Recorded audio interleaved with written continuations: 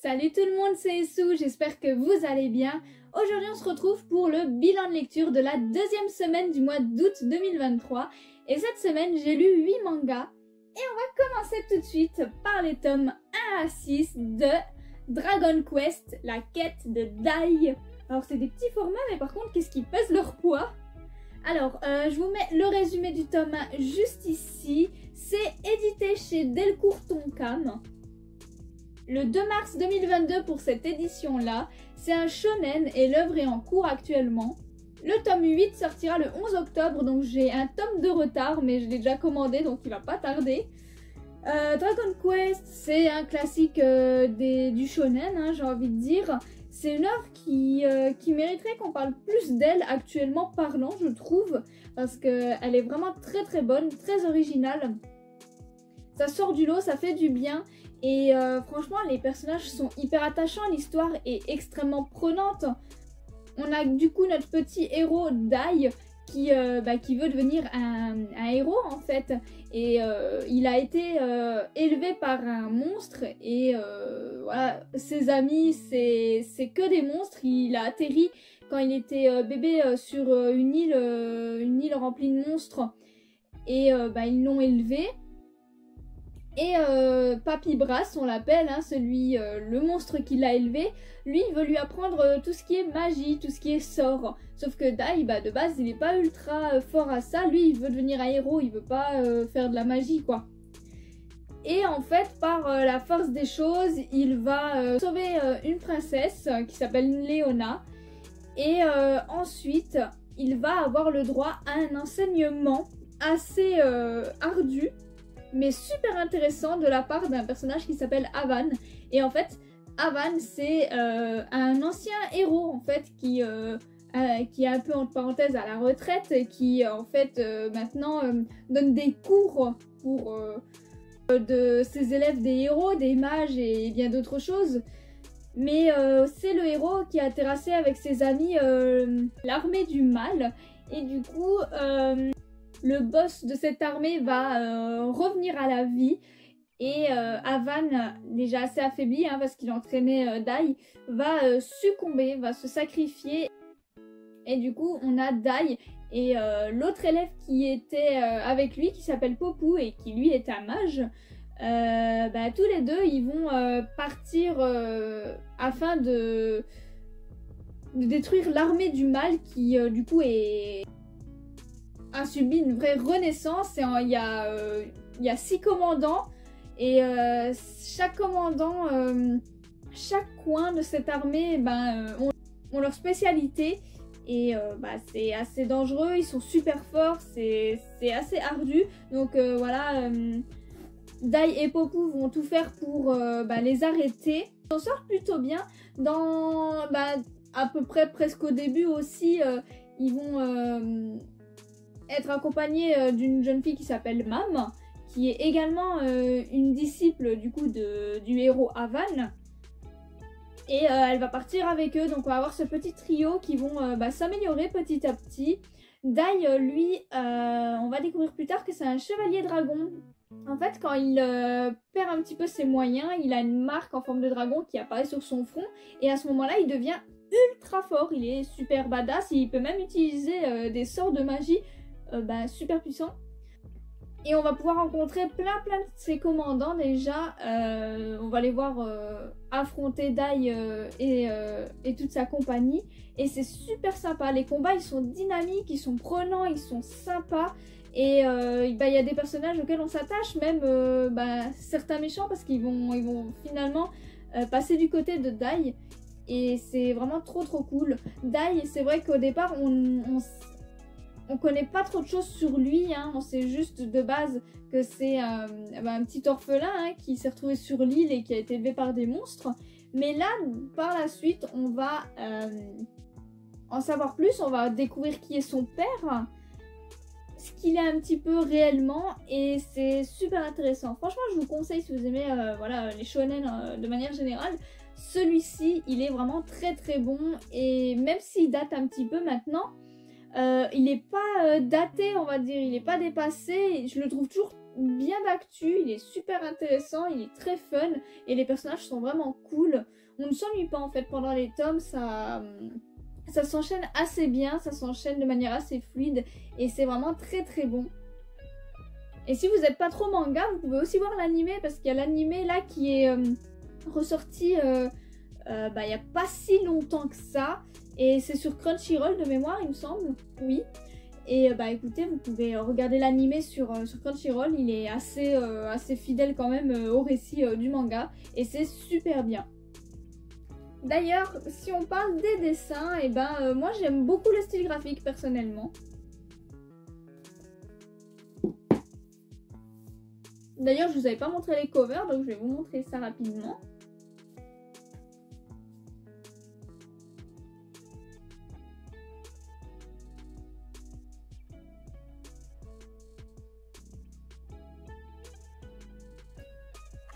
Et pour les dessins à l'intérieur, vous voyez, c'est trop cool. On a quelques petites pages en couleur aussi, c'est trop sympa.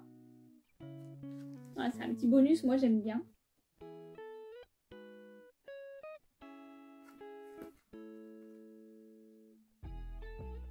Ensuite, on va parler du tome 1 de Adabana. Je vous mets le résumé du tome 1 juste ici. C'est édité chez Kana. Le 1er avril 2022, c'est un seinen et l'œuvre est terminée en 3 tomes. Et je pense que jeudi, si j'arrive à le trouver en librairie, je vais me prendre les tomes 2 et 3 parce que j'ai adoré ce tome 1. J'ai adoré vraiment tout. J'aime beaucoup la mangaka, hein. J'ai également pris Arecon qui est sorti assez récemment de même mangaka. Et Arecon, c'est aussi une œuvre que j'apprécie énormément. J'aime beaucoup déjà le style graphique de l'auteur. Je trouve que ses dessins sont juste magnifiques, que les personnages sont juste sublimes. Son trait est vraiment bon. Et l'histoire là, elle est vraiment intéressante. En fait, on a une lycéenne qui va se rendre à la police en disant qu'elle a tué son amie, sa meilleure amie même. Et en fait, suite à ça, on va un petit peu découvrir tout ce qui s'est passé en fonction du fait qu'elle soit interrogée par les policiers, par les avocats et tout ça, tout ça. Déjà, on va comprendre que sa meilleure amie, elle vivait avec son oncle et son oncle était un véritable pervers. Notre héroïne s'est fait agresser par cet oncle et ça a failli partir trop loin, si vous voyez ce que je veux dire, mais elle a réussi à se défendre et en fait elle l'a tué, mais c'était de la légitime défense très clairement. Sa meilleure amie, suite à ça, elle a décidé de lui donner un coup de main, à faire disparaître les preuves, le corps, tout ça, tout ça. Et on apprend ensuite que la meilleure amie était stalkée par son ex. Et son ex avait l'air un peu bizarre, mais notre héroïne, elle avait l'air de lui faire un petit peu confiance. Et selon le récit de notre héroïne, du coup, sa meilleure amie a cru qu'en fait les deux complotaient contre elle et suite à une dispute, elle l'aurait tué et ensuite elle lui aurait coupé la tête et une main parce qu'elle se disait que découper le corps ce serait plus simple pour le cacher ensuite, mais au final c'était chiant donc elle a arrêté. Et ça en fait c'est sa version face aux policiers et tout, mais on voit bien en fait que ça va bien plus loin que ça et que son histoire ne tient peut-être pas complètement la route. En tout cas, son avocat, avec une collègue, on va dire, il va tout tenter pour découvrir la vérité. Il n'est pas obligé en vrai, hein, mais il va vraiment tenter d'en savoir plus. Il est curieux et du coup, c'est bien, on peut se mettre à sa place et on a envie de savoir comme lui la vérité sur cette histoire. Est-ce qu'elle l'a vraiment tué sa meilleure amie? Est-ce que c'est réellement vrai? Est-ce qu'elle ne défendrait pas l'ex-petite amie de sa meilleure amie? Parce que peut-être qu'elle avait un petit crush sur lui, on ne sait pas trop en fait. Tout est un petit peu suggéré, tout est un petit peu mélangé, mais on ne sait pas vraiment finalement qu'est-ce qui est vrai et qu'est-ce qui est faux. En tout cas, la réaction de notre héroïne quand on lui demande si elle est vraiment une meurtrière, elle avait l'air d'avoir hésité quoi. Elle a l'air de vraiment cacher quelque chose, donc honnêtement, je pense pas qu'elle ait tué sa meilleure amie. Je pense que c'est quelque chose de bien plus compliqué que ça. Mais j'attends de lire la suite parce que c'est hyper prometteur. Le tome 1, il est génial. Il nous met direct dans l'ambiance. Et c'est juste incroyable. Et quand je me dis que cette série elle finit juste en 3 tomes, bah j'ai juste envie de la finir très très vite et de savoir le fin mot de l'histoire. En tout cas, l'œuvre sait vraiment nous tenir en haleine et bah du coup maintenant j'ai très très hâte de savoir si notre héroïne est bien une meurtrière, si elle a bien tué sa meilleure amie, si elle avait bien un crush sur l'ex de son meilleur ami ou non. Enfin, et est-ce que cet ex-là n'a pas quelque chose à voir avec ce meurtre? Parce que franchement, il est ultra désagréable et il est super bizarre. Donc à voir. En tout cas, comme je vous disais, les traits sont magnifiques. Je vais vous montrer ça.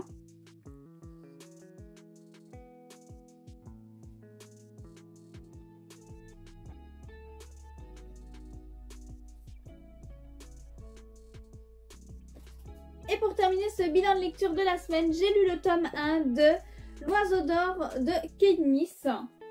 Voilà, je vous mets le résumé du tome 1 juste ici. C'est édité chez Glénat. Le 16 mars 2022, c'est un Josei et l'œuvre est terminée en 4 tomes. Et autant vous dire que pour cette série aussi, je vais me dépêcher de la terminer parce que, comme pour Adavana, j'ai eu un sacré coup de cœur pour celle-ci. On a en gros notre héroïne qui est une femme au 19e siècle qui est passionnée par la lecture, la littérature et qui écrit. Elle écrit, mais malheureusement en fait, elle n'est pas prise au sérieux parce que c'est une femme. Voilà. Alors comme c'est une femme, il considère qu'elle se moque des gens, qu'elle n'a pas réellement écrit, même si quand elle fait lire ce qu'elle écrit, les gens ils trouvent ça très bon. Dès qu'elle dit que c'est elle qui a rédigé ça, ils la croient pas, ils disent qu'elle se moque d'eux et qu'une femme ne peut clairement pas écrire ce genre de choses. Une femme ne peut pas être douée en écriture. Et c'est scandaleux en fait de dire ce genre de choses, c'est terrible, c'est tellement injuste. Franchement, de voir à quel point la femme peut être traitée un peu comme une moins que rien finalement. Donc notre héroïne va être un petit peu maligne et elle va envoyer en fait son manuscrit à une maison d'édition, mais sous le nom de plume d'un personnage masculin qu'elle a créé de toutes pièces depuis qu'elle est petite. Et en fait, son livre va être publié. Donc elle est hyper ravie, elle est hyper heureuse. Mais bien sûr, elle peut pas le dire à grand monde, elle le dit juste à sa domestique qui est extrêmement proche d'elle, mais même si elle sait pas lire, elle la soutient quand même, elle s'inquiète beaucoup pour elle, c'est un peu comme une maman pour elle et c'est assez touchant de voir qu'elle a quand même ce soutien-là. Et du coup, notre demoiselle va partir à Londres pour rencontrer un petit peu les éditeurs, quoi.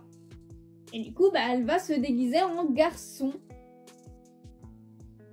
Et de là, elle va rencontrer d'autres auteurs qui sont super sympas, super attachants en vrai. Ils ont tous un peu leur personnalité et on voit assez bien leur point de vue au niveau de l'écriture, de leur façon de penser, de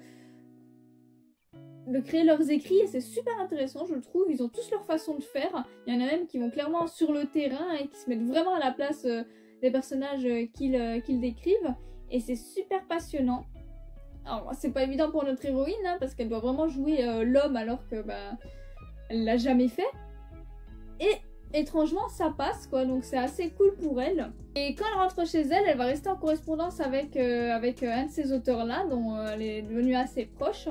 Et ce qui est génial, c'est que celui-ci va lui proposer de vivre dans la chambre à côté de la sienne.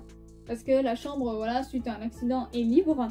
Et après quelques réflexions, elle va décider de sauter le pas et de partir vivre à Londres. Et là, du coup, elle part toute seule. Elle affronte un petit peu son destin. Elle fait face à la vie et à beaucoup de difficultés. Parce que là, elle va devoir jouer l'homme pratiquement 24 heures sur 24. Et ça va être quand même assez compliqué pour elle. D'ailleurs, on voit bien à la fin du tome 1, elle tombe malade. Et... clairement du coup son pyjama est mal mis et quand son ami vient lui donner un coup de main parce que il s'inquiète, on voit son décolleté, donc on voit bien qu'elle a une poitrine, quoi. Donc voilà, dès le tome 1, son identité semble un petit peu être dévoilé, donc je sais pas comment ça va se passer, mais honnêtement, je ne pense pas que, en tout cas, que cet auteur-là va mal réagir. Hein. Je pense vraiment qu'ils vont même peut-être finir ensemble, ils s'entendent vraiment à merveille. Et c'est un bon gars, quoi, donc je pense pas qu'il il va être étonné, peut-être un petit peu choqué, mais je pense pas que ça va être un mauvais gars et qu'il va la repousser, je pense pas du tout. Je pense même qu'il va vraiment lui donner un coup de main et j'ai très hâte en fait de voir cette évolution. L'évolution de notre héroïne, est-ce qu'elle va écrire un nouveau roman? Est-ce qu'elle va devenir célèbre pour ensuite pouvoir dévoiler au monde entier que c'est une femme? Parce que c'est quand même l'objectif. Et est-ce que ses amis, les auteurs, vont accepter cela? Est-ce que son éditeur va accepter cela? Ça va être vraiment un combat assez acharné, je pense. Et j'ai vraiment hâte, à travers les 3 derniers tomes qui me restent à lire, de découvrir ça, de suivre notre héroïne, qui est vraiment super attachante. Elle a un très bon caractère, elle est pas gnangnan, hein, elle a son caractère, quoi, quand même. Et franchement, je l'aime beaucoup. J'aime également assez bien le style graphique. C'est assez simple, parfois ça fait même un petit peu... croquis, je trouve. C'est un trait assez fin, mais j'aime plutôt bien. Je trouve que ça va bien avec l'ambiance de l'œuvre, tout en finesse.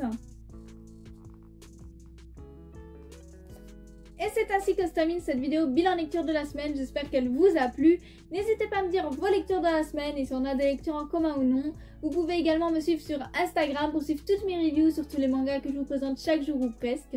Et sur ce, passez une bonne journée!